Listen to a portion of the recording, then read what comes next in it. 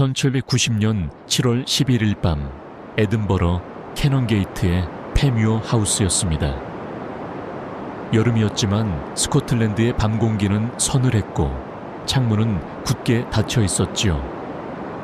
방 안에는 촛불 하나가 타고 있었고 침대에는 노인이 조용히 누워 있었습니다.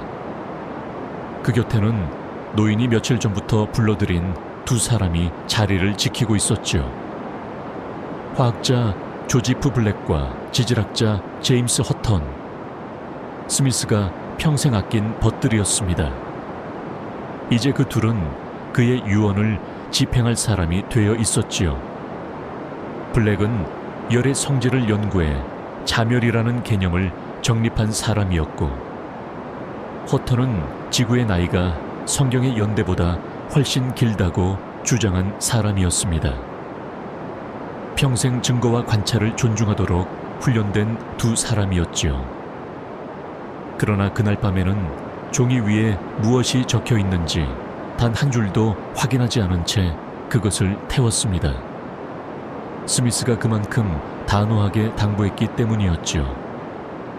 이 무렵 에든버러와 글래스고는 이른바 스코틀랜드 계몽주의의 한복판에 있었습니다.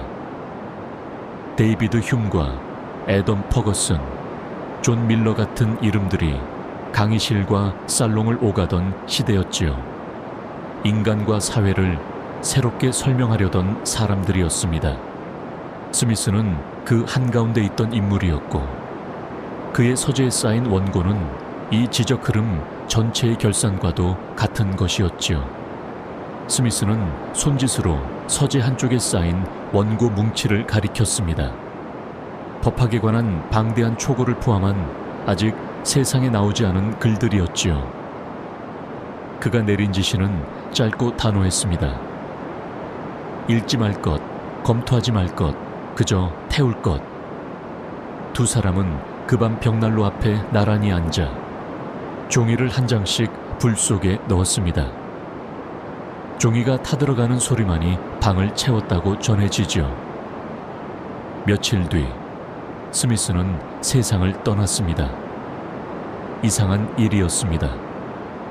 이 사람은 평생 자기 문장 하나를 몇 년씩 붙들고 고쳐 쓰던 사람이었지요. 대표작 하나는 초판이 나온 뒤로도 죽는 해까지 6번이나 손을 보았고, 다른 한 권은 구상 단계부터 10년 넘게 걸렸습니다. 퇴고에 그토록 공을 들이던 사람이 이 원고 앞에서만 유독 서둘러 태워버리라 했던 이유는 무엇이었을까요? 무엇을 그렇게까지 다급하게 지우고 싶었던 것인지 답을 아는 사람은 이제 아무도 없습니다. 이 편지들, 이 강의 초고들이 정확히 무엇을 담고 있었는지는 이제 아무도 알 수 없습니다. 남은 것은 그것들이 사라졌다는 사실과 스미스가 그것을 사라지게 하기로 결심했다는 사실뿐이지요. 어떤 이들은 완결되지 않은 논지가 오해를 낳을까 그가 두려워했으리라 짐작하고, 어떤 이들은 그저 지나치게 사적인 기록이 섞여 있었기 때문이라 짐작합니다. 어느 쪽이든 확실한 것은 하나입니다. 세상에 내놓을 준비가 되었다고 판단한 글과 그렇지 않다고 판단한 글 사이에 그는 아주 뚜렷한 선을 그었다는 사실이지요. 더 이상한 것은 그 다음입니다. 그날 밤 벽난로에서 사라진 것은 그의 평생 사유 중 상당 부분이었지만, 정작 오늘날까지 그의 이름과 가장 단단히 붙어 다니는 표현은 따로 있었지요. 그가 남긴 글 전체 어림잡아 100만 단어에 가까운 문장들 가운데 그 표현은 딱 3번 등장합니다. 천문학사에 관한 짧은 에세이에서 1번, 도덕에 관한 책에서 1번, 그를 세계적으로 유명하게 만든 마지막 책에서 1번이었지요. 스미스 자신은 아마 이 3번의 언급 가운데 어느 것도 특별히 중요하게 여기지 않았을 것입니다. 그런데도 이 표현은 그가 태우려 한 방대한 원고보다 훨씬 오래, 훨씬 멀리까지 살아남았지요. 그가 태우려 했던 것과 그가 의도치 않게 남긴 것 사이에는 어떤 간극이 있었습니다. 그 답을 알려면 67해를 거슬러 올라가야 합니다. 아버지의 장례가 채 끝나기도 전에 태어난 아이, 스코틀랜드 파이프의 작은 항구 마을 커콜디로 가야 하지요. 형성기, 유복자와 집시에게 끌려간 아이 애덤 스미스가 세례를 받은 것은 1723년 6월 5일 커콜디의 교회에서였습니다. 다만 이것은 세례일일 뿐 실제 출생일은 어느 기록에도 남아있지 않지요. 훗날 그의 묘비에는 이 세례일이 마치 출생일인 양 새겨지게 됩니다. 이 사람의 생애는 처음부터 기록과 사실 사이에 작은 틈을 남기며 시작된 셈이지요. 커콜디의 교회 마당에서 세례를 받던 그 순간에도 아버지는 이미 곁에 없었지요. 훗날 그의 이름이 세계 곳곳에 경제학 교과서 첫 장에 오르내리게 되리라는 것을 그날 교회에 모인 사람들 중 누구도 짐작하지 못했을 것입니다. 커콜디는 파이프 해안에 자리한 작은 항구 마을이었습니다. 소금 기밴 바람이 하이 스트리트를 따라 불었고 마을 사람들 상당수가 세관을 오가는 배와 관련된 일로 먹고 살았지요. 겨울이면 북해에서 불어오는 바람이 매서웠고 여름이면 아마포와 못을 실은 배들이 부두에 드나들었습니다. 스미스가 태어난 곳은 세관이 마을의 리듬을 정하는 그런 마을이었지요. 골목마다 망치질 소리와 배틀 소리가 뒤섞였고 이런 작업장들에서는 한 사람이 모든 공정을 도맡기보다 몇 가지 손동작으로 일을 나누는 방식이 낯설지 않았지요. 유년기 내내 이런 소리를 들으며 자란 아이가 훗날 분업을 설명하며 하필 못과 핀을 만드는 공정을 예로 들게 된 것은 어쩌면 우연이 아니었을 것입니다.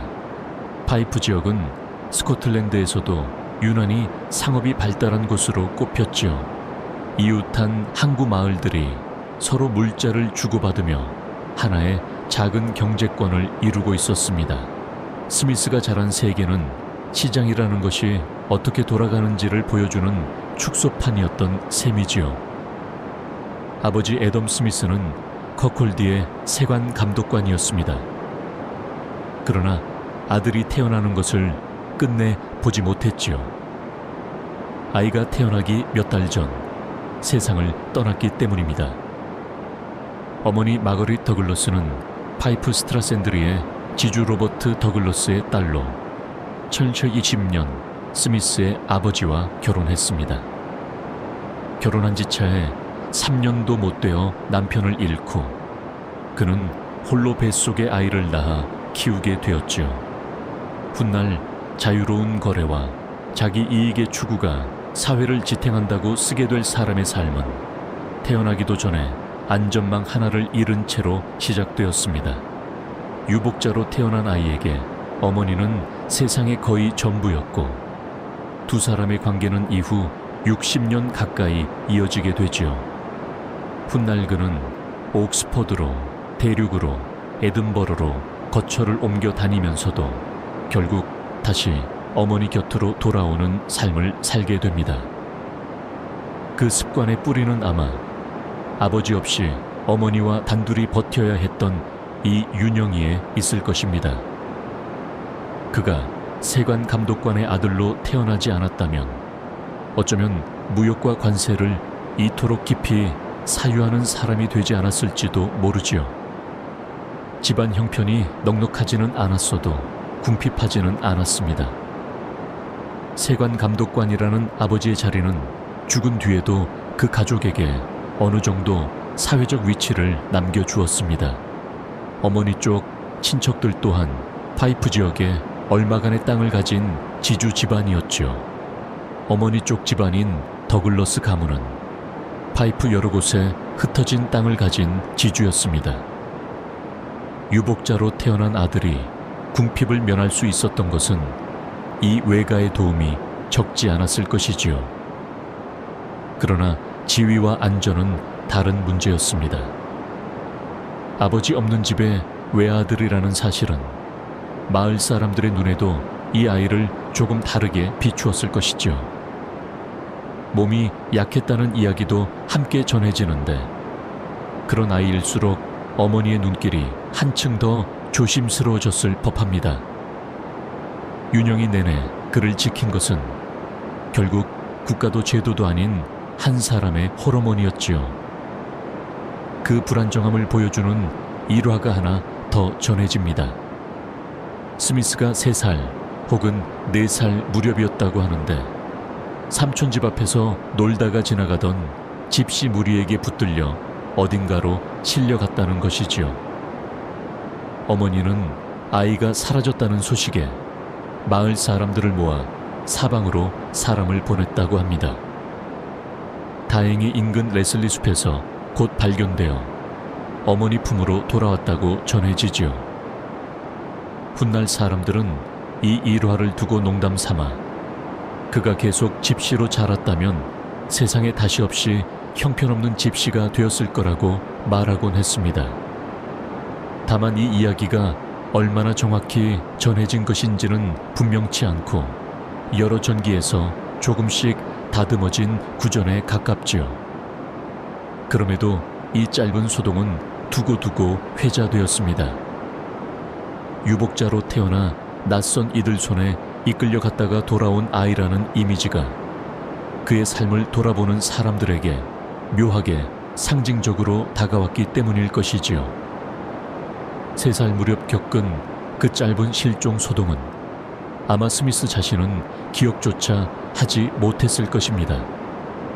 그러나 그 이야기를 전해 들으며 자란 사람이라면 자신이 얼마나 우연히 지금 이 자리에 있는지를 한 번쯤 곱씹게 되지요. 삼촌 집 마당에서 놀던 그 짧은 순간 아이의 운명은 아주 다르게 흘러갈 수도 있었습니다. 역사는 이렇게 종종 사소해 보이는 순간들 위에 아슬아슬하게 놓여있지요. 물론 3살배기 아이에게 세상의 질서에 관한 사색이 있었을 리는 없습니다. 다만 안전이 당연하지 않았던 유년기가 훗날 그가 세상을 바라보는 방식 어딘가에 흔적을 남겼으리라는 것은 짐작해 볼 수 있을 뿐이죠. 질서란 늘 누군가 미리 설계해둔 것이라고 믿기 쉽습니다. 그러나 이 아이의 윤영이를 들여다보면 정작 그를 지켜낸 것은 촘촘한 설계가 아니라 그때그때 필요에 따라 움직인 사람들의 우연한 협력이었죠. 아이를 찾아 나선 이웃들이 있었고 아이를 거둔 어머니가 있었고 아이를 가르친 스승들이 있었습니다. 이들 중 누구도 서로 약속하지 않았지만 그 협력이 모여 한 아이를 살려냈지요. 컵홀드의 골목과 부둣가에서 자란 아이는 물건을 흥정하는 상인들과 배가 들고 나는 소리를 들으며 자랐습니다. 세관 감독관의 아들이었으니 세관을 드나드는 서류와 관세, 밀수 이야기도 낯설지 않았을 것이지요. 저녁 식탁에서는 아마 아버지 대신 삼촌들이나 마을 어른들이 들려주는 배와 화물 이야기가 오갔겠지요. 훗날 그가 국가와 무역, 관세를 논하게 될 때 그 출발점 어딘가에는 이 작은 항구 마을의 풍경이 있었을지도 모릅니다. 돌이켜보면 이 윤영이의 몇몇 장면들은 그 자체로는 그리 특별할 것 없는 이야기일 수도 있습니다. 다만 훗날 그가 도달한 결론은 질서란 한 사람의 설계가 아니라 우연한 협력의 산물이라는 것이었습니다. 그 결론과 나란히 놓고 보면 이 장면들은 뒤늦게 예언처럼 읽히기 시작하지요. 오늘날 우리가 그의 사상을 이야기할 때는 곧잘 냉철한 이론가의 얼굴을 먼저 떠올립니다. 그러나 그 이론가는 한때 삼촌집 앞들에서 낯선 이들 손에 붙들려 갔던 아이였고 아버지의 얼굴을 한 번도 보지 못한 채 자란 아이였지요. 이런 사정을 알고 나면 훗날 그가 쓰게 될 문장들 속에 인간이라는 상이 조금은 다르게 읽힙니다.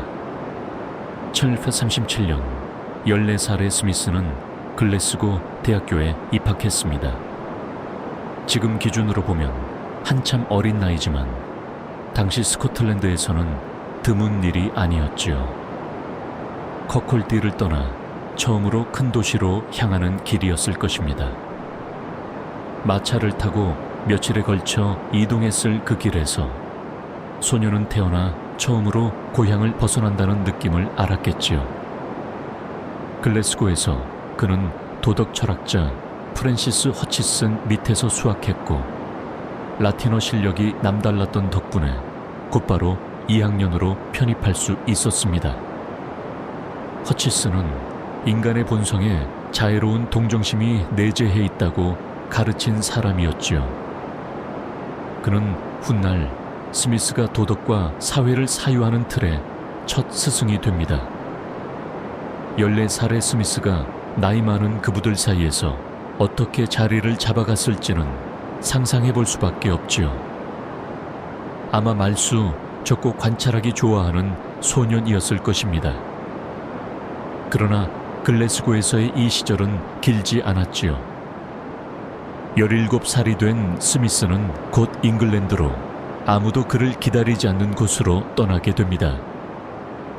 글래스고 이후 그가 걸어가게 될 길은 옥스퍼드와 대륙과 커콜디를 거쳐 다시 에든버러로 이어집니다. 그 긴 여정의 출발점에는 언제나 이 파이프의 작은 항구 마을이 있었지요. 아무리 멀리 가도 그는 결국 이곳으로 돌아왔습니다. 옥스퍼드. 아무도 가르쳐주지 않은 6년 파이프의 부둣가를 떠나 이제 소녀는 남쪽으로 향합니다. 말 발굽 소리가 오래도록 이어지고 낯선 첨탑들이 조금씩 지평선에 떠오르지요. 그 끝에서 그를 기다리고 있던 것은 기대와는 다른 풍경이었습니다. 1840년 스미스는 스넬 장학금을 받아 옥스퍼드 베일리얼 칼리지로 진학했습니다. 스코틀랜드 대학에서 잉글랜드 명문 대학으로 건너가는 일은 당시로서는 대단한 기회로 여겨졌지요. 젊은 스미스는 아마 기대를 품고 남쪽으로 말을 달렸을 것입니다.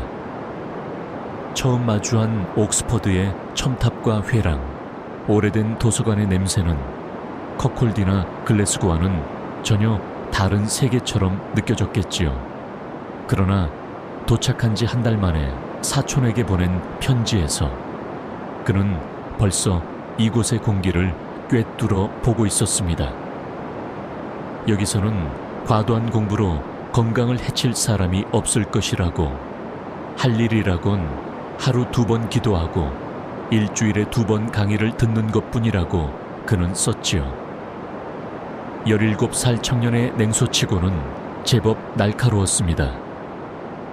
그리고 그 냉소는 6년이라는 긴 시간을 지나며 조금도 무뎌지지 않았지요. 베일리얼의 펠로우들은 가르치는 일에 별 관심이 없었습니다. 안락한 성직록에 안주한 이들에게는 학생을 두고 경쟁할 이유도 강의를 잘해야 할 압박도 없었지요. 스미스가 옥스퍼드 경험에 실망한 주된 이유가 바로 이 무기력한 제도에 있었다는 것이 전기 작가들의 대체적인 평가입니다. 강의실 문은 대개 닫혀 있거나 열려 있어도 배울 것이 별로 없었지요. 커리큘럼은 형식만 남아 있었고 감독은 느슨했습니다. 펠로우들 다수는 성직록만으로 먹고 살 수 있었으니 학생이 강의를 듣든 말든 아쉬울 것이 없었지요. 강의실에서 얻을 것이 없다면 남은 선택은 하나였습니다. 서재에 틀어박혀 혼자 읽는 것이었지요. 훗날 스미스는 이 무기력함을 글래스고의 풍경과 나란히 놓고 비교하게 됩니다. 글래스고에서는 교수들이 학생을 끌어오기 위해 서로 경쟁해야 했습니다. 강의가 재미없으면 학생이 등을 돌렸고 그 사실이 교수에게 곧바로 돌아왔지요. 반면 옥스퍼드의 펠로우들은 학생의 평가와 무관하게 안락한 성직록에 안주할 수 있었습니다. 두 대학의 이 사소해 보이는 차이가 훗날 그가 유인과 경쟁을 사유할 때 하나의 살아있는 사례로 남았으리라는 것은 짐작해 볼 만하지요. 제도가 사람을 방치할 때와 제도가 사람에게 응답할 때의 차이를 그는 몸으로 겪었습니다. 이 대비는 그의 머릿속에 오래 남아 훗날 국가와 시장을 사유할 때마다 은연중에 되살아났을 것이지요. 실망조차 헛되지 않았습니다. 안락함에 안주한 제도가 어떻게 무기력해지는지를 그는 평생 잊지 않았지요. 스미스는 감독하는 사람 없이 정치학과 여러 현대어를 독학했습니다. 베일리얼 칼리지의 도서관은 그가 유일하게 마음 놓고 머물 수 있는 공간이었지요. 서가 사이를 오가며 그는 정치와 법, 문학과 여러 언어를 오갔습니다. 정해진 진도도 확인해 줄 스승도 없었지만 적어도 그 서가만큼은 그를 배신하지 않았지요. 그가 옥스퍼드에서 홀로 읽어나간 책들 중에는 정치와 법, 여러 유럽 문학 작품이 포함되어 있었다고 전해집니다.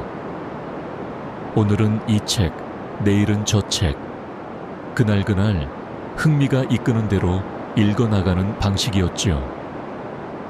그 시절 그가 겪은 압박은 상당했던 모양인지 일종의 신경소외약을 겪었다는 기록도 남아 있습니다. 감독도 없고 동료도 마땅치 않은 곳에서 홀로 방대한 독서를 밀어붙이는 일은 결코 가벼운 부담이 아니었을 것이지요. 밤늦도록 촛불 아래 홀로 앉아 책장을 넘기던 청년의 모습을 떠올려 보면 그 자유가 얼마나 외로운 것이었을지도 짐작할 수 있습니다. 편지를 주고받을 벗도 토론할 동료도 마땅치 않은 곳에서 그는 오직 책과 자신의 생각만을 벗삼아 하루하루를 견뎠죠. 그럼에도 이 시절은 그를 완전히 망가뜨리지 않았습니다. 오히려 제도가 아무것도 가르쳐주지 않았기에 그는 자신이 골라 읽은 책들로 사유의 틀을 스스로 짜야 했죠. 후일 그의 저작들이 보여주는 독립적인 관찰자의 시선은 이 6년의 방치 속에서 벼려진 것인지도 모릅니다. 제도 교육의 실패가 오히려 독립적 사고를 단련시킨 셈이지요. 아무도 정답을 가르쳐주지 않는 곳에서 그는 스스로 질문을 던지고 답을 찾는 습관을 들였습니다. 훗날 그가 도덕과 법, 경제를 하나의 틀로 엮어낼 수 있었던 밑바탕에는 이 무질서해 보이는 6년의 독서가 있었을 것이지요. 6년이라는 시간은 짧지 않습니다. 20살을 코앞에 둔 청년이 그 시간을 통째로 혼자 보냈다는 것은 지금 기준으로 봐도 이례적인 일이지요. 그러나 그 고독이 없었다면 훗날 그렇게 낯선 각도에서 세상을 바라보는 사람이 되지 못했을 수도 있습니다. 6년의 방치가 남긴 것은 냉소만이 아니었지요. 그는 이 시기에 훗날 강의와 저술 전반에서 활용하게 될 방대한 독서량을 쌓았습니다. 아무도 알아주지 않는 독학이었지만 그 축적은 결코 헛되지 않았지요. 한 가지 더 전해지는 이야기가 있습니다. 옥스퍼드 시절 그가 휴메 저작을 몰래 읽다가 발각되어 견책을 당했다는 것이지요. 이 일화는 출처가 엇갈려 사실 여부를 확정하기는 어렵지만 훗날 그가 흉과 나누게 될 우정의 깊이를 생각하면 두고두고 상징적으로 회자되는 이야기입니다. 제도가 금지하려 한 책이 훗날 그의 평생 가장 가까운 지적 동반자로 이어지는 달이었다는 뜻이니까요. 이 소문이 사실이라면 감독관은 이 조용한 청년이 훗날 흉과 나란히 계몽주의를 대표하는 이름이 되리라고는 상상도 하지 못했을 것입니다. 이 일화가 사실이든 아니든 그것이 전하는 이미지는 선명하지요. 제도가 금지한 책을 굳이 찾아 읽는 청년, 정해진 커리큘럼보다 자신의 호기심을 앞세우는 사람이었습니다. 훗날 그가 쓴 모든 책은 어떤 의미에서 이 태도의 연장선에 있었지요. 6회의 방치 끝에 스미스는 옥스퍼드를 떠나 다시 북쪽으로 향했습니다. 그를 진짜로 벼려낼 만남이 아직 그를 기다리고 있었지요. 글래스고와 흉, 사상의 동반자를 만나다 북쪽으로 향하는 길은 6년 전 옥스퍼드로 가던 길과는 사뭇 달랐습니다. 이번에는 그를 알아볼 사람들이 그가 돌아올 자리를 마련해 두고 있었지요. 에든버러의 강연장에서 그의 이름은 이미 조금씩 알려지고 있었습니다. 옥스퍼드를 떠난 뒤 스미스는 에든버러에서 대중을 상대로 공개 강연을 열었습니다. 주제는 수사학과 문학, 그리고 법의 역사였죠. 이 강연으로 얻은 명성이 그가 글래스고 대학 교수로 임용되는 발판이 되었지요. 751년부터 1763년까지 그는 글래스고에서 논리학과 도덕 철학을 강의했습니다. 스승 허치슨이 앉았던 바로 그 자리였지요. 강의실은 학생들로 붐볐고 스미스의 강의는 딱딱한 암기가 아니라 실제 사례로 설명하는 방식으로 인기를 끌었다고 전해집니다.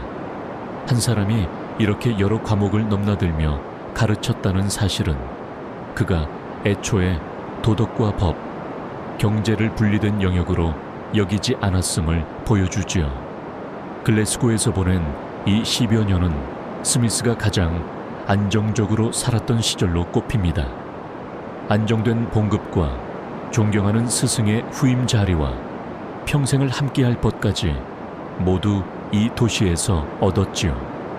훗날 그가 이 안정된 자리를 스스로 내려놓게 되리라는 것은 이 시절의 그로서는 상상하기 어려웠을 것입니다. 이 시기 그의 삶에 가장 크게 자리 잡은 사람은 데이비드 휴미였습니다. 휴은 그보다 앞서 2차례나 대학 교수직에 지원했지만 번번이 낙마했습니다. 회의주의적 종교관을 못마땅히 여긴 성직자 집단의 반대 때문이었지요. 제도권 안에 자리 잡지 못한 급진적 철학자와 제도 안에서 강단에 선 완건한 도덕 철학자였습니다. 언뜻 어울리지 않아 보이는 이 둘은 그러나 평생 가장 가까운 벗이 되었지요. 나이차는 12살 남짓이었지만 편지를 주고받는 사이가 되기까지 오래 걸리지 않았습니다. 스미스는 새로 쓴 원고를 흉에게 먼저 보내 의견을 구하곤 했고 흉 역시 스미스의 평을 가장 먼저 궁금해했다고 전해지지요. 두 사람이 주고받은 편지에는 무거운 철학적 논쟁만큼이나 시시콜콜한 일상 이야기도 담겨 있었다고 합니다. 사상의 동반자이기 이전에 두 사람은 그저 서로를 아끼는 벗이었습니다. 허치슨에서 흉으로 이어지는 이 사상적 계보 속에서 스미스는 점점 자신만의 목소리를 찾아갔습니다. 스승의 가르침을 그대로 되풀이하는 제자가 아니라 스승의 가르침을 발판 삼아 더 멀리 나아가는 후계자가 되어갔지요. 흉의 사상은 스미스가 쓴 거의 모든 글에 그림자를 들이웁니다. 그러나 학자들이 대체로 동의하는 지점은 스미스가 흉의 생각을 그대로 받아들이지 않았다는 것이죠. 그는 흉이 던진 거의 모든 논지를 다시 뜯어보고 자신의 방식으로 고쳐 세웠습니다. 두 사람의 우정이 특별했던 이유는 아마 여기에 있을 것이죠. 한쪽이 다른 쪽에 그늘에 눌리지 않고 서로의 생각을 거리낌 없이 반박할 수 있는 자유였습니다. 성직자 사회가 흉에게 강단을 내주지 않았던 바로 그 급진성이었습니다. 역설적으로 스미스에게는 오히려 사유의 자유를 넓혀주는 자극이 되었지요. 휴미 대학 안에 자리 잡았다면 어쩌면 두 사람의 관계는 이토록 자유롭지 못했을지도 모릅니다. 대학이라는 제도가 흉을 밀어냈기에 오히려 스미스는 제도 바깥에 선 벗과 마음껏 논쟁할 수 있었던 셈이지요. 편지들 속에서 스미스는 종종 흉의 견해에도 거침없이 이의를 제기했다고 전해집니다. 그는 누구의 그늘 아래서도 완전히 안주하지 않는 사람이었지요. 심지어 가장 가까운 벗 앞에서도 그러했습니다. 첼로 19년 스미스는 첫 저작 아스 도덕감정론을 세상에 내놓았습니다. 이 책은 인간이 타인의 승인을 필요로 하는 존재라는 전제에서 출발합니다. 마음속에 세운 공정한 관찰자의 시선으로 자신의 행동을 가늠한다는 것이지요. 이 심리학적 토대는 훗날 그의 대표작을 떠받치는 기둥이 된다는 것이 후대 학자들의 평가입니다. 이 공정한 관찰자라는 개념은 이후 그의 모든 저작에서 유령처럼 따라다니죠. 시장에서 거래하는 사람도 국가를 다스리는 사람도 다르지 않았습니다. 결국 이 상상 속 제3자의 시선을 의식하며 행동한다는 것이 그의 일관된 전제였지요. 자기 이익을 좇는 사람들의 세계조차 완전히 무법한 정글은 아니라고 그는 믿었습니다. 이 책은 그가 세상을 떠난 해인 1790년에 6번째 판이 나올 정도로 평생 그의 손을 떠나지 않은 작업이었지요. 스미스는 이 책을 손에서 놓지 못했습니다. 판을 거듭할 때마다 문장을 고치고 예시를 다듬고 새로운 절을 덧붙였지요. 마치 이 책 하나만큼은 완전히 손에서 놓아버리는 순간이 두려운 사람처럼 보이기도 합니다. 흉과의 우정은 순탄하지만은 않은 결말을 낳기도 했습니다. 1776년 흉이 세상을 떠나자 스미스는 그의 성격과 마지막 순간을 기리는 공개 서한을 발표했지요. 문제는 흉이 널리 무신론자로 알려져 있었다는 데 있었습니다. 그런 인물을 거리낌 없이 오히려 다정하고 평온했던 사람으로 그렸지요. 이 편지는 당대 보수적인 여론의 거센 비난을 불러일으켰습니다. 스미스는 훗날 이 편지 하나가 자신이 쓴 어떤 경제학 책보다 더 큰 욕을 먹게 했다고 농담했다고 전해지죠. 그는 흉이 살아있을 때도 죽은 뒤에도 그의 곁에 서기를 주저하지 않았습니다. 세상의 시선보다 벗과의 신의를 앞세운 태도였지요. 흉이 세상을 떠나기 전 두 사람은 마지막으로 서로의 안부를 자주 편지로 확인했다고 전해집니다. 죽음을 앞둔 벗을 지켜보는 일은 스미스에게도 결코 가볍지 않은 시간이었을 것이지요. 훗날 검토도 없이 원고를 태워버리라 지시하게 될 이 신중한 사람이었습니다. 그러나 유독 이 문제에서만큼은 세간의 비난을 무릅쓰고 물러서지 않았지요. 대륙 여행, 볼테르와 중농주의자들, 그리고 갑작스러운 죽음 이제 그는 강단을 떠나 낯선 길 위에 서게 됩니다. 젊은 제자 한 사람을 곁에 두고 마차를 갈아타며 유럽의 도시들을 옮겨 다니는 나날이었지요. 글래스고의 안정된 서재와는 전혀 다른 풍경이 그를 기다리고 있었습니다. 1764년 스미스는 안정된 글래스고 교수직을 내려놓았습니다. 대신 젊은 버클루 공작 헨리 스콧의 개인 교사가 되어 대륙으로 그랜드 투어를 떠나는 길을 택했지요. 교수직보다 이 자리가 나을 것이 없어 보일 수도 있었지만 실은 정반대였습니다. 개인 교사직에는 종신연금이 딸려 있어서 강의를 그만두고도 평생 글을 쓸 수 있는 여유를 안겨주었지요.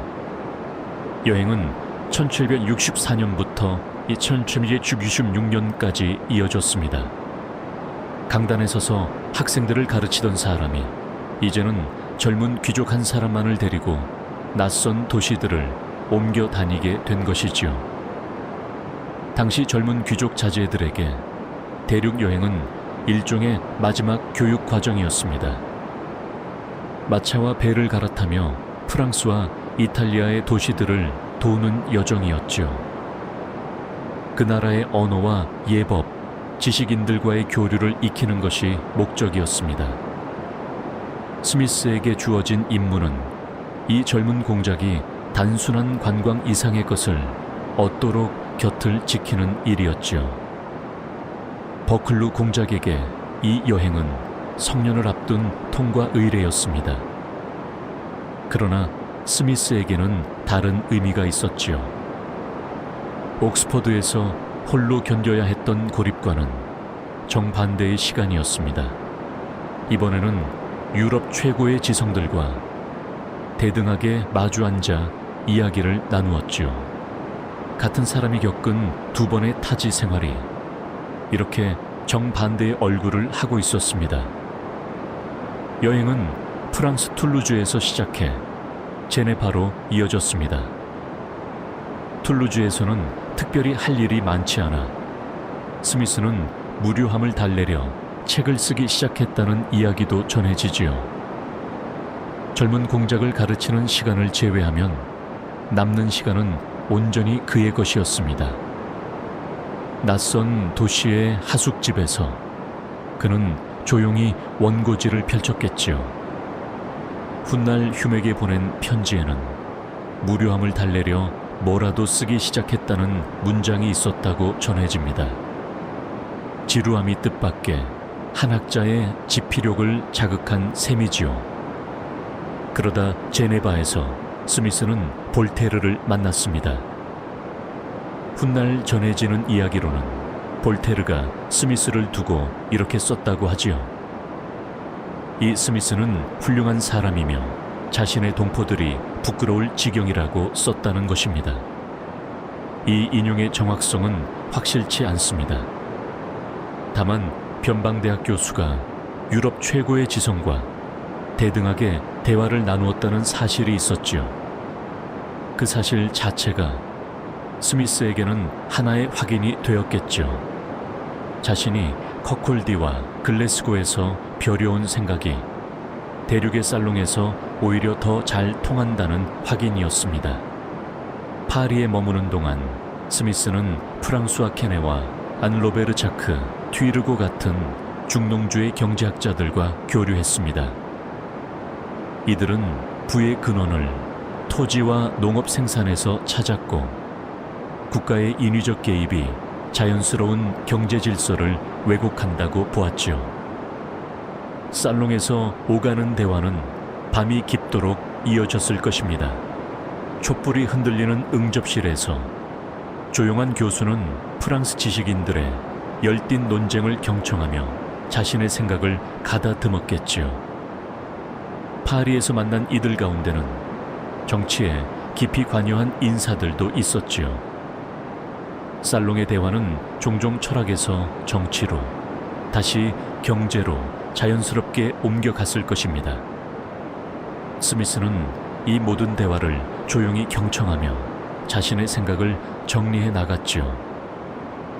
그는 이들의 체계에 전적으로 동의하지는 않았지만 이 만남에서 얻은 자극은 훗날 대표작 곳곳에 스며듭니다.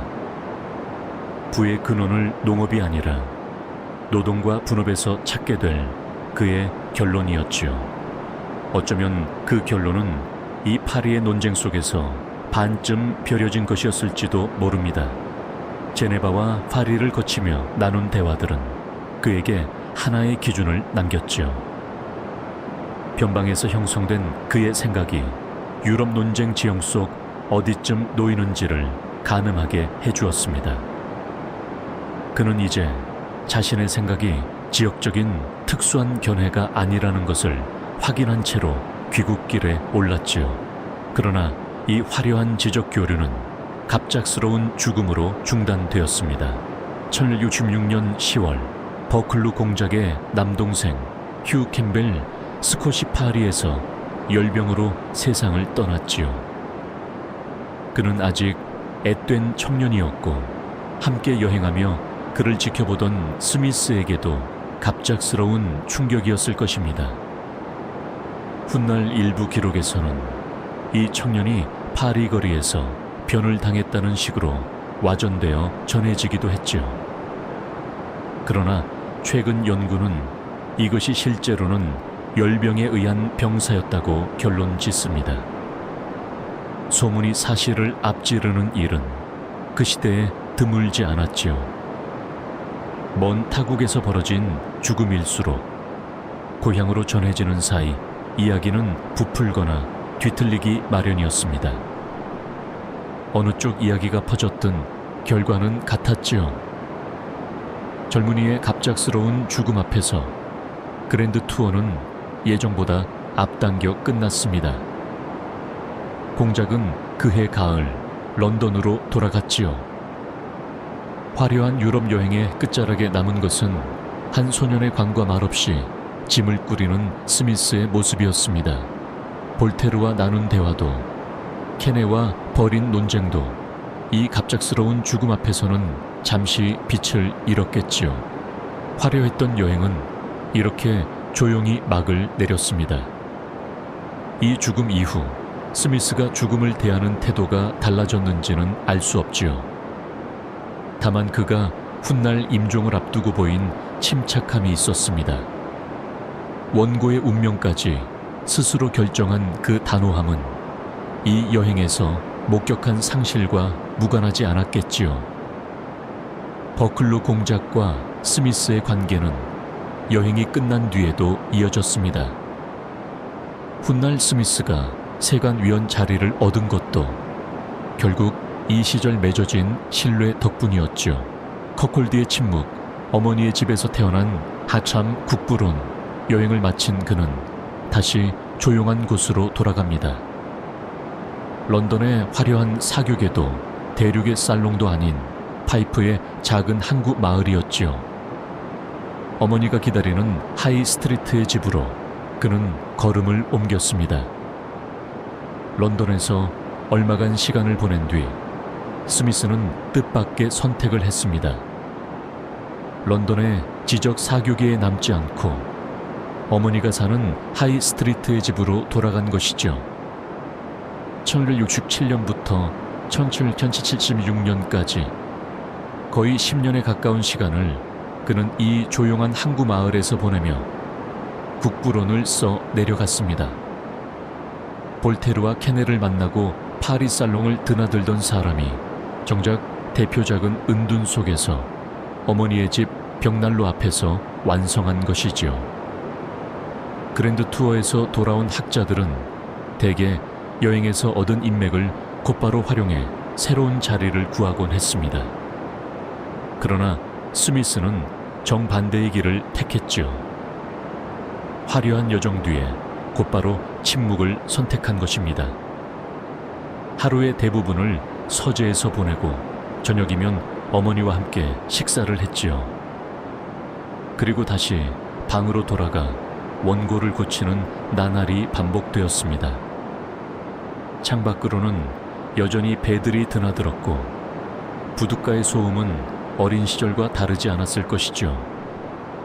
다만 이제 그 소음을 듣는 사람은 유복자로 자란 소년이 아니라 유럽 최고의 지성들과 대화를 나눈 뒤 돌아온 중년의 학자였습니다. 계절이 몇 번이고 바뀌는 동안 그는 같은 책상에 앉아 있었습니다. 봄이면 창을 열어 바닷바람을 들였고 겨울이면 벽난로 앞에 다가앉아 손끝이 얼지 않게 하며 펜을 놀렸겠지요. 마을 사람들은 아마 그를 두고 대륙까지 다녀온 학자가 정작 고향에서는 은둔자처럼 지낸다고 수군댔을지도 모릅니다. 그러나 이 침묵과 반복이야말로 그가 필요로 한 것이었죠. 화려한 여행과 만남으로 채워졌던 시간 뒤에 이번에는 아무도 방해하지 않는 시간이 필요했습니다. 어머니는 이 시기에도 여전히 아들의 곁을 지켰지요. 아들이 며칠씩 방에서 나오지 않아도 식사만큼은 꼬박꼬박 챙겼다고 전해집니다. 세상을 뒤흔들 책이 완성되어 가는 동안 정작 그 삶을 지탱한 것은 대단한 후원자가 아니라 부엌에서 끓인 수프 한 그릇이었죠. 구상 단계까지 헤아리면 이 책에 들어간 시간은 약 12년에 이른다는 것이 전기 작가들의 평가입니다. 그동안 세상은 많이 변했지요. 아메리카 식민지에서는 소요가 일었고 유럽 곳곳에서는 무역을 둘러싼 갈등이 이어졌습니다. 컵홀디의 조용한 방 안에서 스미스는 이 모든 것을 신문과 편지로 접하며 자신의 논지를 검증하고 다듬었지요. 휴맥에 보내는 편지에는 원고가 얼마나 더뎌지고 있는지에 대한 자주 섞인 하소연이 담기기도 했다고 전해집니다. 원고가 언제 끝날지 스스로도 장담하지 못하는 초조함이 이 시기 편지들에는 묻어난다고 하지요. 세상을 바꿀 책이라는 것을 정작 쓰고 있는 당사자는 알지 못한 채 하루하루를 보내고 있었습니다. 이 책을 쓰는 동안 그는 몇 번이나 완전히 새로 쓰다시피 구조를 뜯어 고쳤다고 전해지지요. 처음 구상과 최종 원고 사이에는 상당한 거리가 있었을 것으로 짐작됩니다. 그만큼 그는 자신의 논리에 스스로 의문을 던지고 다시 검증하는 과정을 되풀이했지요. 마침내 1776년 3월 국부론은 두 권으로 세상에 나왔습니다. 반응은 즉각적이었지요. 초판은 출간 6개월 만에 매진되었고 스미스가 살아있는 동안 이 책은 5개 판을 거듭 찍었습니다. 책이 나오자마자 곳곳에서 찬반이 쏟아졌지요. 상인들은 자신들의 관행을 정당화하는 논리로 이 책을 인용했고 정치가들은 세금과 무역 정책을 논할 때 이 책의 구절을 끌어다 썼습니다. 저자가 의도했든 아니든 이 책은 출간되자마자 이미 저자의 손을 떠나 있었지요. 국부론이 세상에 나온 뒤 컵홀디의 하이 스트리트를 찾는 방문객도 하나둘 생겨났다고 전해집니다. 은둔 속에서 써낸 책이 결국 은둔의 장소마저 유명하게 만든 셈이지요. 이 책에서 가장 널리 인용되는 장면 2가지는 모두 분업을 다루는 대목에 나옵니다. 하나는 핀 공장의 이야기지요. 훈련받지 않은 노동자 한 사람이 혼자 일하면 하루에 핀 1개조차 제대로 만들기 어렵습니다. 그러나 같은 작업을 여러 공정으로 나누어 10명이 함께 만들면 사정이 달라집니다. 하루에 48,000개 넘는 핀을 만들어낼 수 있었지요. 작은 손동작 하나가 모여 상상하기 힘든 규모를 만들어낸 것입니다. 컵홀디 인근에도 이런 소규모 공방이 있었을 테니 스미스는 아마 직접 눈으로 본 풍경에서 이 비유를 끌어왔을 것입니다. 철사를 자르는 사람과 끝을 뾰족하게 가는 사람과 머리를 붙이는 사람이 저마다 한 가지 손동작만 반복하는 광경을 그는 실제로 지켜보았겠지요. 혼자서는 서툴기 짝이 없던 일이 여럿이 나누어 맡으면 상상하기 힘든 규모로 불어난다는 사실은 그에게 협력의 위력을 보여주는 살아있는 증거였습니다. 다른 하나는 이런 문장입니다. 우리가 저녁 식사를 기대할 수 있는 것은 정육점 주인과 양조업자와 빵집 주인의 자비심 덕분이 아닙니다. 그들 자신의 이익에 대한 관심 덕분이라는 것이지요. 컵홀디의 조용한 방에서 이 사람은 시장이라는 낯선 협력의 그물을 이렇게 그려냈습니다. 누구도 명령하지 않았지만 저녁 식탁에 빵이 오르는 그물이었지요. 10년 가까운 침묵과 은둔 끝에 나온 문장치고는 놀라울 만큼 사람 사는 냄새가 짙게 배어 있었습니다. 대륙의 화려한 살롱도, 옥스퍼드의 무기력한 강의실도 아닌 정육점과 빵집이 늘어선 거리의 풍경에서 그는 답을 발견한 셈이었지요. 어쩌면 그 답은 커콜디의 하이 스트리트를 걸어 세간으로 향하던 어린 시절부터 이미 그의 눈앞에 있었는지도 모릅니다. 그가 커콜디에서 그려낸 시장의 그림 역시 누군가 위에서 설계한 질서가 아니라 저마다의 이익을 좇는 사람들이 우연히 맞물려 이루어내는 협력이었죠. 어쩌면 그 자신이 겪어온 삶, 유복자로 태어나 낯선 이들의 도움으로 여기까지 온 삶이 그 그림 안에 고스란히 녹아 있었는지도 모릅니다. 국부론. 이 다루는 범위는 빈 공장과 빵집 주인의 비율을 훌쩍 넘어섭니다. 임금과 지대, 화폐와 신용, 식민지 무역과 조세까지 이 책은 다루었지요. 한 나라의 살림살이 전체를 한 사람의 논리로 꿰어보려는 시도였습니다. 커콜디의 조용한 방에서 나온 이 방대한 체계가 이후 100년 넘게 여러 나라의 정책 논쟁에서 인용되고 반박되며 살아남았지요. 세간장의 나날, 명성, 사생활, 은밀한 자선책은 이제 저자의 손을 떠나 유럽 곳곳으로 퍼져나갑니다. 그러나 정작 그 저자는 여전히 조용한 일상으로 돌아가 있었지요.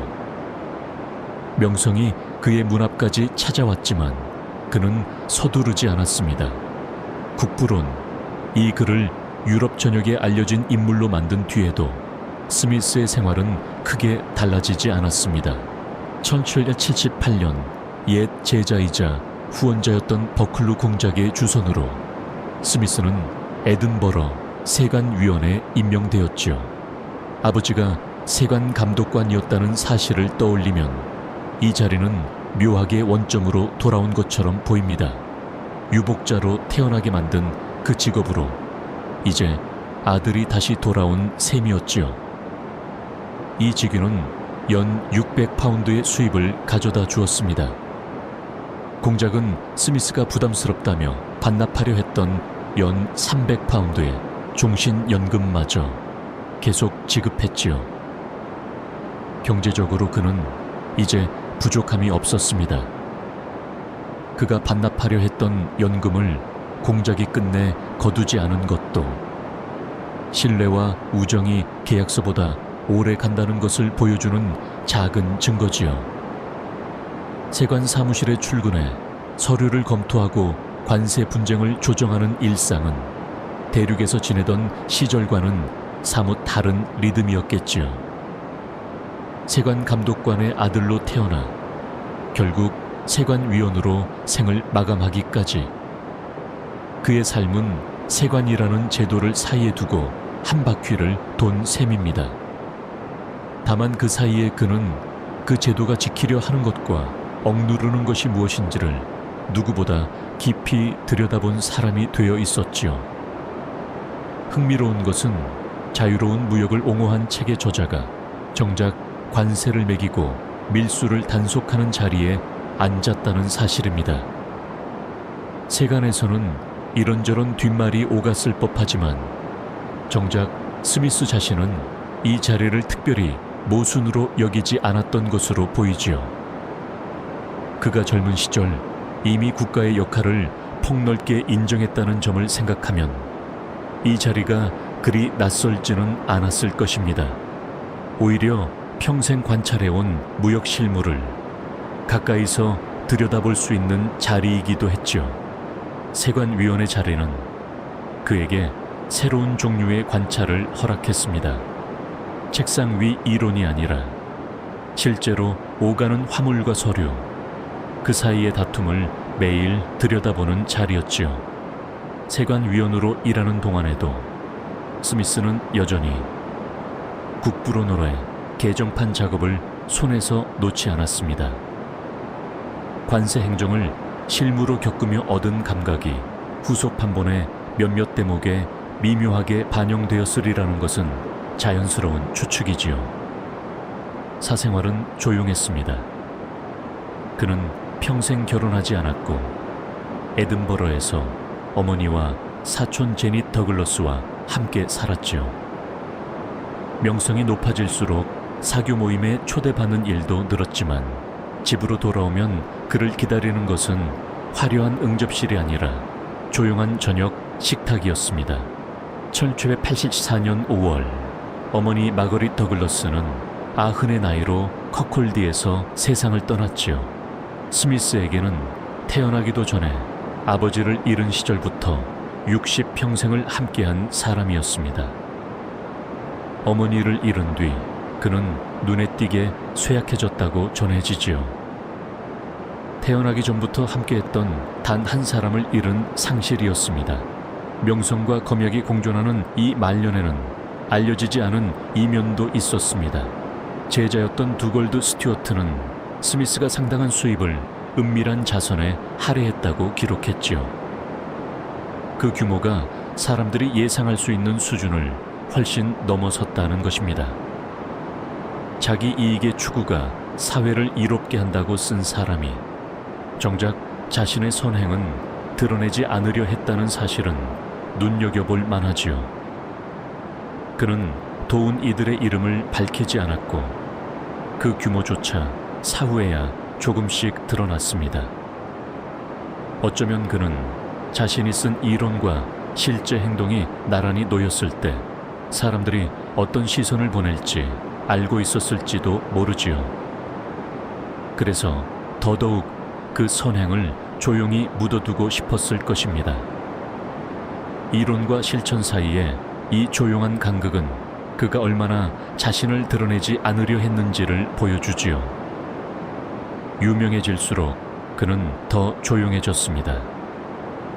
명성이 절정에 달했을 때조차 그는 자신을 향한 찬사를 불편해했다고 전해지지요. 칭찬을 듣기보다 다음 문장을 고치는 일이 그에게는 더 익숙했습니다. 사색에 잠긴 그의 모습을 두고는 소소한 일화들도 전해집니다. 한 번은 빵과 버터를 찻주전자에 넣고 우려낸 뒤 마시고는 이렇게 형편없는 차는 처음이라고 말했다는 이야기가 있지요. 생각에 골몰한 나머지 차십 대신 빵을 넣었다는 것을 끝까지 알아차리지 못한 셈입니다. 또 한 번은 생각에 깊이 빠진 채 실내복 차림으로 정원을 나섰습니다. 그대로 덤펌링까지 걸어갔다가 교회 가는 사람들의 소음에야 정신을 차렸다는 이야기도 전해지지요. 잠옷 차림으로 낯선 거리 한복판에 서 있는 경제학자라는 광경은 상상만으로도 우스꽝스럽습니다. 다만 이런 일화들은 출처가 다소 불분명해 그가 세상을 떠난 뒤 살이 붙었을 가능성이 있지요. 그럼에도 이 이야기들이 계속 회자되는 이유는 어리숙한 면모가 오히려 그를 더 친근하게 만들었기 때문일 것입니다. 세관 위원 스미스를 실제로 마주한 사람들의 기록에는 그가 대단한 학자라기보다 그저 꼼꼼하고 예의 바른 공무원처럼 보였다는 인상이 자주 등장하지요. 유럽 전역에 이름을 떨친 사람이 정작 일상에서는 이렇게 평범해 보였다는 사실이 오히려 그의 검약한 성정을 뒷받침합니다.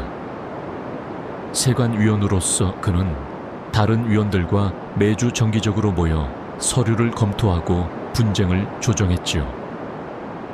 동료들은 그를 성실하고 온화한 사람으로 기억했다고 전해집니다.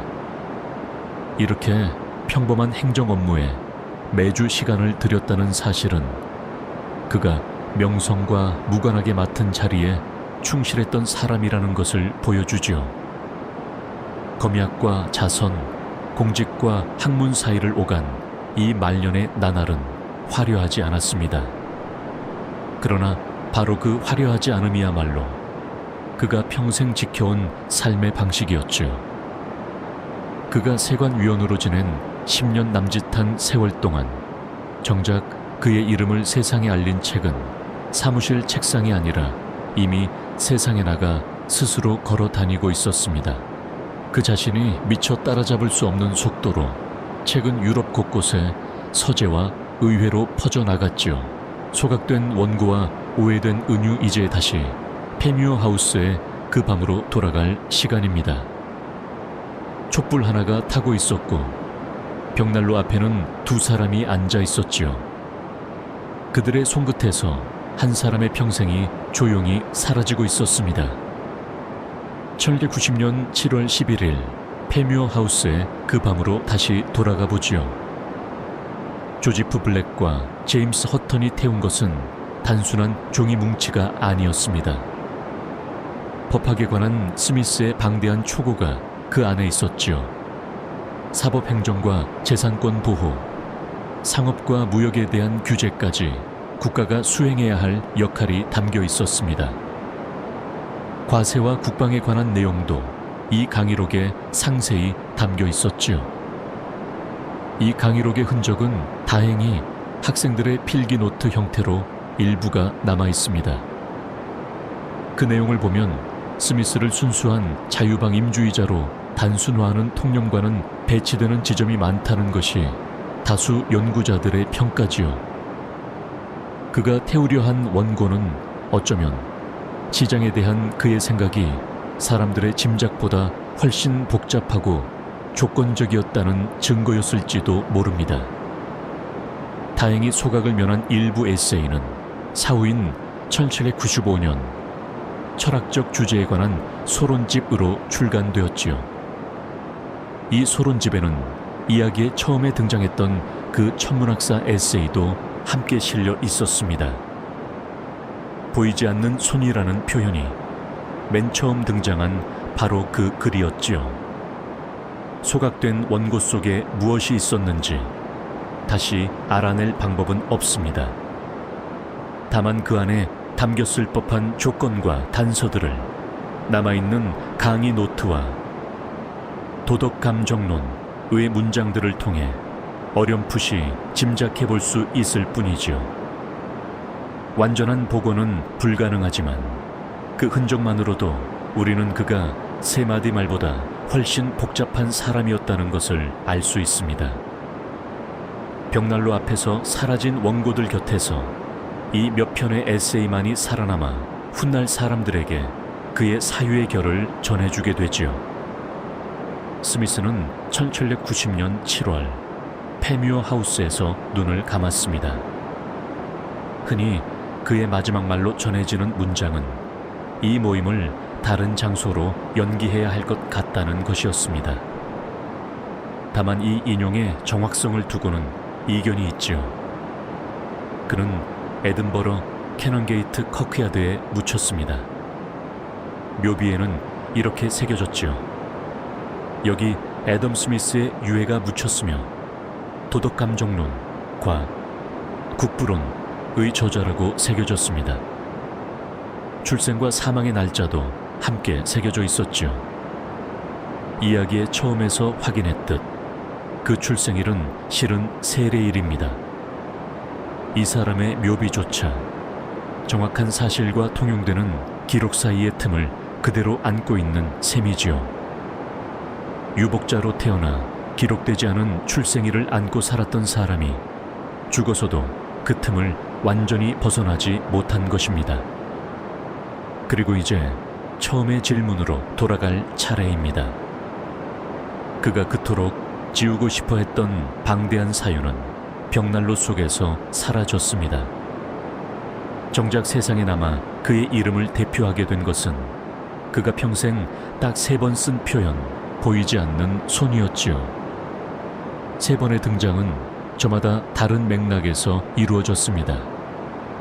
천체와 별자리에 관한 짧은 에세이와 도덕감정을 다루는 책과 국부의 원리를 설명하는 책이었지요. 공통점이 있다면 세 경우 모두 이 표현이 거창한 선언이 아니라 특정한 상황에 국한된 비유로 쓰였다는 점입니다. 오늘날 이 말은 규제 없는 자기 이익의 추구가 저절로 공익을 낳는다는 자유방임의 교리를 상징하게 되었지요. 그러나 이것이 스미스가 실제로 담으려 한 뜻과는 다르다는 것이 최근 학계, 특히 데니얼 클라인 등의 지배적인 해석입니다. 다만 이 해석 자체도 아직 완전한 합의에 이른 것은 아니라는 점은 짚어둘 필요가 있지요. 일부 연구자들은 스미스가 실제로 겨냥한 것은 국가가 특정 세력에게 독점 무역권과 길드 특권, 중상주의적 관세를 몰아주는 체제였다고 봅니다. 보이지 않는 손은 정직한 거래의 문화와 법칙, 열린 경쟁이라는 조건이 갖춰졌을 때에야 일어나는 현상을 가리킨 말이었다는 것이죠. 다시 말해 그가 신뢰한 것은 아무 조건 없는 이기심이 아니라 법의 테두리 안에서 작동하는 경쟁이었습니다. 이 은유가 오늘날의 의미로 널리 재해석된 것은 스미스가 세상을 떠난 지 한참 뒤였죠. 1930년대에서 40년대에 걸쳐 세뮤얼슨과 프리드먼의 수리경제학적 옹호를 거치면서였습니다. 그리고 하이에크의 자생적 질서 논의를 거치면서였다는 것이 통설적인 해석이죠. 스미스 자신은 미처 알지 못한 채로 20세기 중반의 논쟁이 그의 세 마디를 빌려 자신들의 깃발로 삼은 셈입니다. 스미스가 부자에게 누진세를 물려 불평등을 시정해야 한다고 주장했다는 통념도 있습니다. 이 역시 사후 100년 넘게 지난 뒤 편집자가 붙인 각주에서 비롯되었다는 지적이 있지요. 정작 본문에는 그런 주장이 없다는 것이죠. 다만 이는 소수 의견에 가깝습니다. 그가 실제로 남긴 제1과세 원칙은 각자의 능력에 비례하여 세금을 낸다는 문헌이었죠. 오늘날 기준으로 보면 오히려 비례세에 가깝다는 점에서 이 부분은 해석이 엇갈립니다. 공교육을 국가가 제공해야 한다고 그가 주장했다는 것 역시 다수 연구자들의 통설이죠. 그러나 최근 일부 연구는 그가 공교육의 공적 제공을 명시적으로 주창하지 않았다고 봅니다. 사적 교육 체계도 부당하지 않고 오히려 유리할 수 있다고 보았다는 소수 해석을 제기하는 것이죠.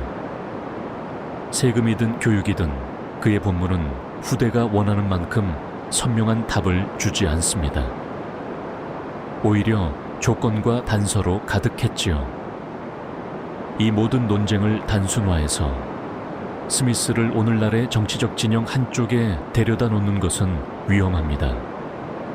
그는 규제 없는 이기심의 예언자도 은밀히 재분배를 설파한 개혁가도 아니었죠. 그가 정말로 몰두한 것은 더 좁고 더 까다로운 질문이었습니다. 어떤 조건에서 개인의 이익 추구가 사회에 이롭게 작동하고 어떤 조건에서는 특권과 독점으로 굳어버리는가 하는 질문이었죠. 이 질문에 대한 그의 답은 단순한 표 하나로 요약되기에는 너무 조건적이었습니다.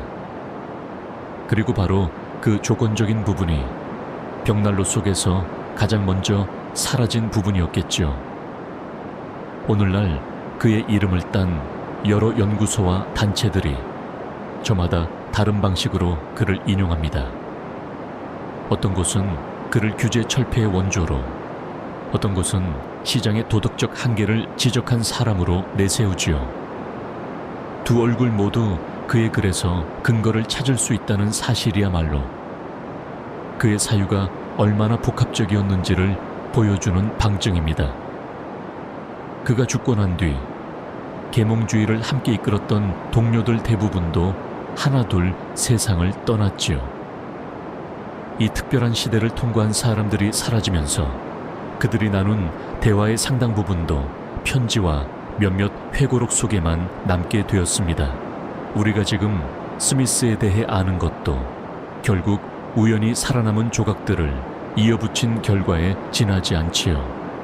이 이야기를 끝까지 따라온 사람이라면 이제 하나의 사실을 눈치챘을 것입니다. 이 사람의 삶은 시작부터 끝까지 무언가의 부재와 함께였지요.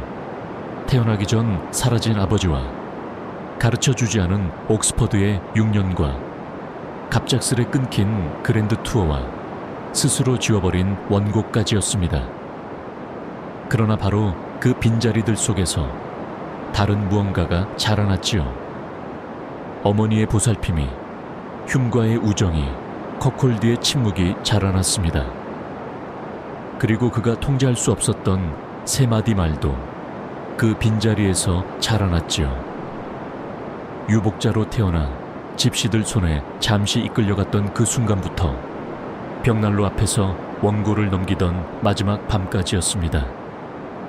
67해의 시간 전체가 결국 하나의 물음 주위를 맴돌고 있었던 셈이지요. 무엇을 지우고 무엇을 남길 것인가 하는 물음이었습니다. 그 답을 완전히 손에 쥔 사람은 아마 그 자신도 아니었겠지요. 결국 그가 벽난로에 넣은 것은 바로 그런 조건과 단서, 유보와 예외들이었을지 모릅니다. 국가가 언제 개입해야 하고 언제 물러서야 하는지를 촘촘히 따지던 글들이었지요. 경쟁이 어떤 조건에서만 공익으로 이어지는지를 세세히 가늠하던 글들이기도 했습니다. 그리고 세상에 남은 것은 그 단서가 떨어져 나간 채 홀로 걸어 다니게 된 세 마디 말이었지요. 페뮤어 하우스의 그 밤, 촛불 하나를 사이에 두고 두 사람이 종이를 한 장씩 불 속에 넣었습니다. 그리고 100년 넘게 지나 사람들은 그의 이름 뒤에 보이지 않는 손이라는 말을 붙이게 되지요. 이렇게 서로 다른 두 개의 손이 그의 이름 곁에 나란히 남아있는 셈입니다. 하나는 조건과 단서를 지우는 손이었고 다른 하나는 그 조건과 단서를 다 떼어낸 채로 홀로 자라난 손이었지요. 침묵과 소음, 은둔과 명성, 이 양쪽을 오가며 살았던 삶의 결은 그가 남긴 문장들 사이사이에 지금도 배어 있습니다.